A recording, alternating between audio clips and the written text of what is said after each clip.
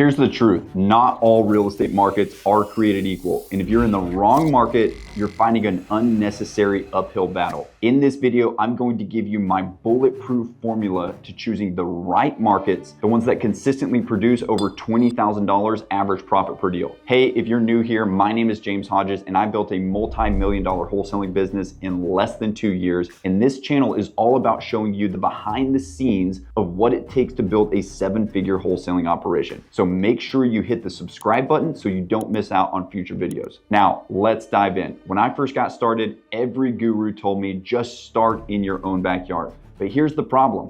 Not all markets are created equal. I mean, I think we can agree that Los Angeles, California and Jackson, Mississippi are radically different markets, right? So if you're just operating where you live, you may be setting yourself up for unnecessary friction in that market. In some markets, it's easier to get deals. Deals are more profitable and the deals sell faster. In other markets, it feels like you're pushing a boulder up a mountain. So if that is the case, and some markets are more conducive to our success in wholesaling than others, instead of just defaulting to operating where you live, I recommend hand selecting markets that are going to remove the unnecessary friction from your business and set you up for long-term success. That means we have to first and foremost have a business model that can operate entirely virtually. Because once you go virtual, you can hand select your markets and go into markets where cost per acquisition is lower, average profit per deal is higher, and deals can be sold faster. That's how you create a much more profitable business with less friction. Now, I first learned this lesson in my first year in business when I expanded into 4 different markets across the state of Texas. And I learned really quickly that in some markets, we were wildly profitable, while in other markets, we struggled to sell deals and be profitable. Then, when I started coaching real estate investors around the country, I noticed the same pattern. Certain markets consistently produced easier deals, bigger spreads, and faster closings. So I built a formula around this pattern, a formula that I believe is a bulletproof way to select virtual wholesale markets. Here are the 4 criteria points that I use when selecting a real estate market. Criteria number 1 is MSA population. We look at the metro population, not just the city limit population, but the full metro area. And our target is an MSA population of at least 400,000 people. Why?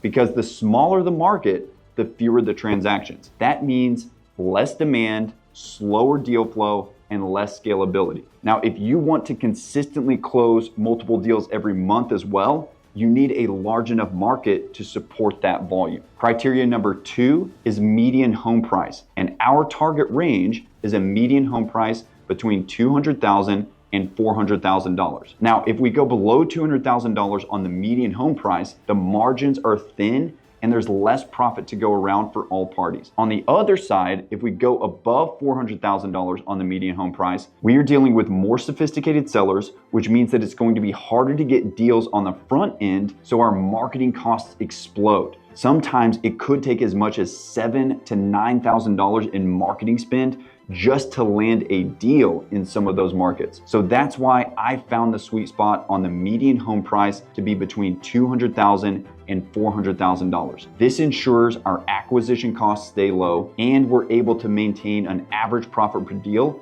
above $20,000. Criteria number 3 is average days on market. This shows how fast properties move in the market, and we want velocity in our pipeline. So our target average days on market is under 50 days on market, which means that on average, it takes less than 50 days for a property to go under contract with a buyer once it gets listed on the market. We want to be in markets where properties get offers in the first week when we have them priced correctly, because if listings sit too long, cash flow stalls in the business. Criteria number 4 is pending to active ratio. This measures real-time demand in the market. So we look at all the active listings in the market and see how many of those listed properties are pending or under contract with a buyer. Our target is a pending to active listing ratio 25% or higher. That means there's strong demand in the market, and when we list a property, we know our property is going to get scooped up quickly. So when you operate in markets that meet all 4 criteria points, here's what happens. Our cost per deal drops, our average profit per deal goes up, deals close faster, and you don't even need a buyer's list